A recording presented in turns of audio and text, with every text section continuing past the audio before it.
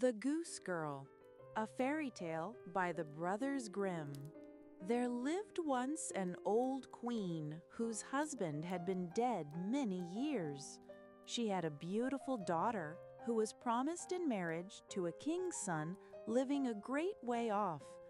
When the time appointed for the wedding drew near, and the old queen had to send her daughter into the foreign land, she got together many costly things, furniture and cups and jewels and adornments, both of gold and silver, everything proper for the dowry of a royal princess, for she loved her daughter dearly. She gave her also a waiting gentlewoman to attend her and to give her into the bridegroom's hands. And they were each to have a horse for the journey, and the princess's horse was named Falada, and he could speak. When the time for parting came, the old queen took her daughter to her chamber, and with a little knife she cut her own finger, so that it bled, and she held beneath it a white napkin, and on it fell 3 drops of blood, and she gave it to her daughter, bidding her take care of it, for it would be needful to her on the way. Then they took leave of each other, and the princess put the napkin in her bosom, got on her horse, and set out to go to the bridegroom. After she had ridden an hour, she began to feel very thirsty, and she said to the waiting woman, "Get down and fill my cup that you are carrying with water from the brook. I have great desire to drink."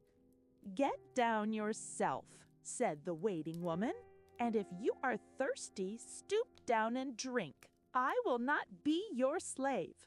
And as her thirst was so great, the princess had to get down and to stoop and drink of the water of the brook, and could not have her gold cup to serve her.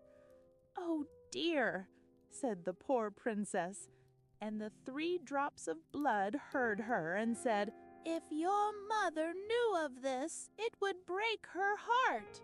But the princess answered nothing, and quietly mounted her horse again. So they rode on some miles further. The day was warm, the sun shone hot, and the princess grew thirsty once more.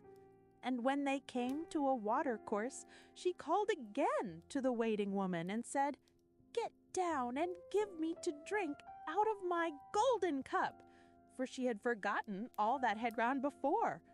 But the waiting woman spoke still more scornfully and said, "If you want a drink, you may get it yourself. I am not going to be your slave."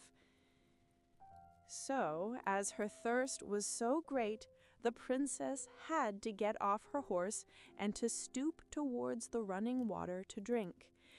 And as she stooped, she wept and said, "Oh dear." And the 3 drops of blood heard her and answered, "If your mother knew of this, it would break her heart." And as she drank and stooped over, the napkin on which were the 3 drops of blood fell out of her bosom and floated down the stream. And in her distress she never noticed it. Not so the waiting woman, who rejoiced because she should have power over the bride, who, now that she had lost the 3 drops of blood, had become weak and unable to defend herself. And when she was going to mount her horse again, the waiting woman cried, "Falada belongs to me, and this jade to you." And the princess had to give way and let it be as she said. Then the waiting woman ordered the princess with many hard words to take off her rich clothing and to put on her plain garments. And then she made her swear to say nothing of the matter when they came to the royal court, threatening to take her life if she refused. And all the while Falada noticed and remembered. The waiting woman then mounting Falada, and the princess, the sorry jade, they journeyed on till they reached the royal castle. There was great joy at their coming, and the king's son hastened to meet them and lifted the waiting woman from her horse, thinking she was his bride. And then he led her up the stairs, while the real princess had to remain below. But the old king, who was looking out of the window, saw her standing in the yard, and noticed how delicate and gentle and beautiful she was. And then he went down and asked the seeming bride who it was that she had brought with her, and that was now standing in the courtyard. "Oh," answered the bride, "I only brought her with me for company. Give the maid something to do, that she may not be forever standing idle." But the old king had no work to give her, until he bethought him of a boy he had who took care of the geese, and that she might help him. And so the real princess was sent to keep geese with the goose boy, who was called Conrad. Soon after, the false bride said to the prince, "Dearest husband, I pray thee do me a pleasure." "With all my heart," answered he. "Then," said she, "send for the knacker, that he may carry off the horse I came here upon, and make away with him. He was very troublesome to me on the journey." For she was afraid that the horse might tell how she had behaved to the princess. And when the order had been given that Falada should die, it came to the princess's ears, and she came to the knacker's man secretly and promised him a piece of gold if he would do her a service. There was in the town a great dark gateway through which she had to pass morning and evening with her geese, and she asked the man to take Falada's head and to nail it on the gate, that she might always see it as she passed by. And the man promised, and he took Falada's head and nailed it fast in the dark gateway. Early next morning, as she and Conrad drove their geese through the gate, she said as she went by, "O Falada, dost thou hang there?" And the head answered, "Princess, dost thou so meanly fare? But if thy mother knew thy pain, her heart would surely break in twain." But she went on through the town, driving her geese to the field, and when they came into the meadows, she sat down and undid her hair, which was all of gold, and when Conrad saw how it glistened, he wanted to pull out a few hairs for himself. And she said, "O wind, blow Conrad's hat away, make him run after as it flies, while I with my gold hair will play, and twist it up in seemly wise." Then there came a wind strong enough to blow Conrad's hat far away over the fields, and he had to run after it. And by the time he came back, she had put up her hair with combs and pins, and he could not get at any to pull it out. And he was sulky and would not speak to her. So they looked after the geese until the evening came, and then they went home. The next morning, as they passed under the dark gateway, the princess said, "O Falada, dost thou hang there?" And Falada answered, "Princess, dost thou so meanly fare? But if thy mother knew thy pain, her heart would surely break in twain." And when they reached the fields, she sat down and began to comb out her hair.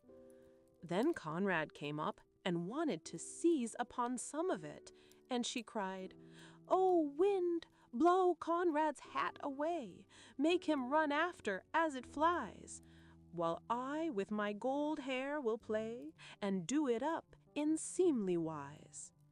Then the wind came and blew Conrad's hat very far away, so that he had to run after it. And when he came back again, her hair was put up again, so that he could pull none of it out. And they tended the geese until the evening. And after they had got home, Conrad went to the old king and said, "I will tend the geese no longer with that girl." "Why not?" asked the old king. "Because she vexes me the whole day long," answered Conrad. Then the old king ordered him to tell how it was. "Every morning," said Conrad, "as we pass under the dark gateway with the geese, there is an old horse's head hanging on the wall, and she says to it, 'O Falada, dost thou hang there?' And the head answers, 'Princess, dost thou so meanly fare? But if thy mother knew thy pain, her heart would surely break in twain.'" And besides this, Conrad related all that happened in the fields, and how he was obliged to run after his hat. The old king told him to go to drive the geese next morning as usual, and he himself went behind the gate and listened how the maiden spoke to Falada. And then he followed them into the fields and hid himself behind a bush, and he watched the goose boy and the goose girl tend the geese. And after a while, he saw the girl make her hair all loose, and how it gleamed and shone. Soon she said, "O wind, blow Conrad's hat away, and make him follow as it flies, while I with my gold hair will play, and bind it up in seemly wise." Then there came a gust of wind, and away went Conrad's hat, and he after it, while the maiden combed and bound up her hair, and the old king saw all that went on. At last he went unnoticed away, and when the goose girl came back in the evening, he sent for her and asked the reason of her doing all this. "That I dare not tell you," she answered, "nor can I tell any man of my woe. For when I was in danger of my life, I swore an oath not to reveal it." And he pressed her sore and left her no peace, but he could get nothing out of her. At last he said, "If you will not tell it me, tell it to the iron oven," and went away. Then she crept into the iron oven and began to weep and to lament.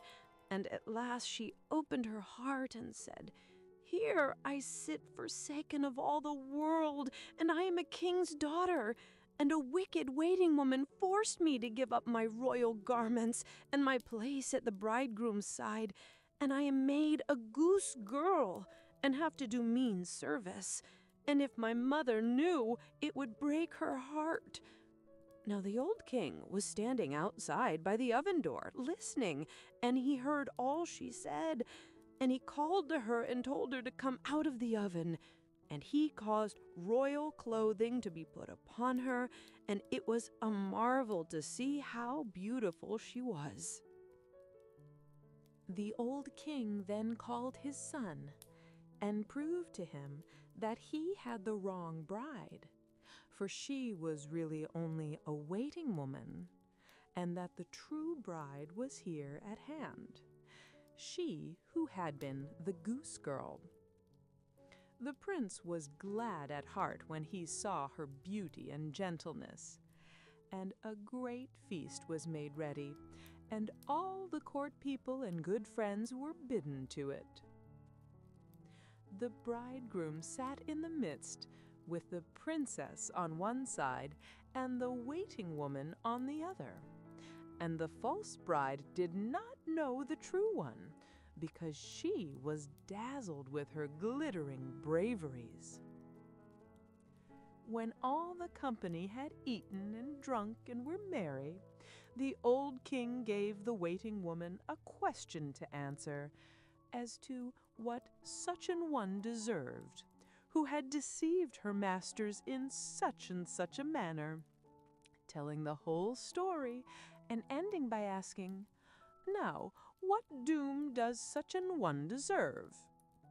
"No better than this," answered the false bride, "that she be put naked into a cask, studded inside with sharp nails, and be dragged along in it by 2 white horses from street to street until she be dead."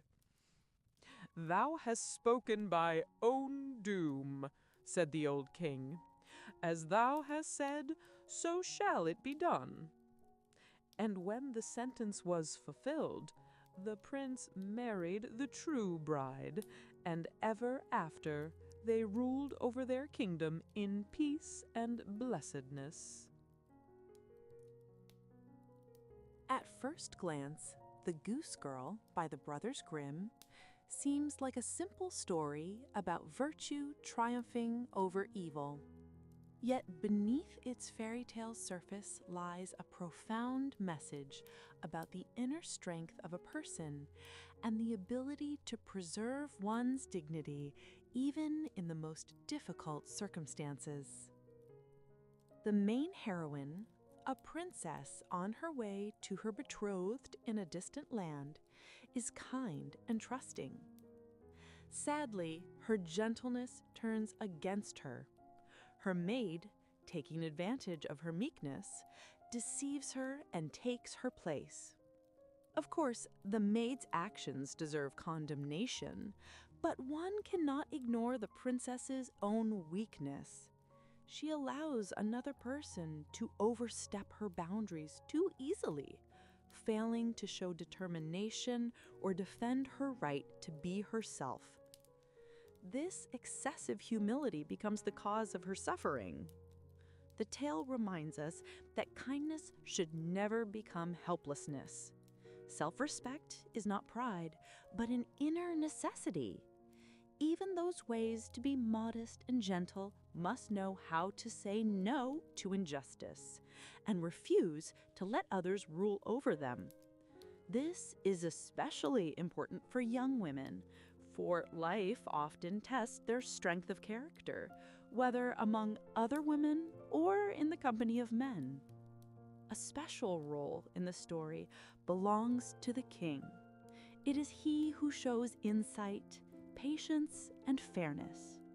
Unsatisfied with surface appearances, he carefully observes the princess's behavior and ultimately uncovers the truth. His actions symbolize that very truth, which always finds its way to the light when one knows how to look with the heart rather than be deceived by appearances.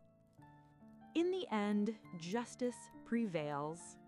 Deceit is exposed, and goodness is rewarded. Yet the tale leaves us with an important lesson. Even the purest intentions must be supported by inner strength. No one should be allowed to strip us of our dignity, for only by respecting ourselves can we earn the respect of others. Thus, The Goose Girl is not merely a story of a princess and a treacherous maid. It is a tale about human dignity, the strength of spirit, and the necessity of defending one's boundaries while remaining kind and honest at heart.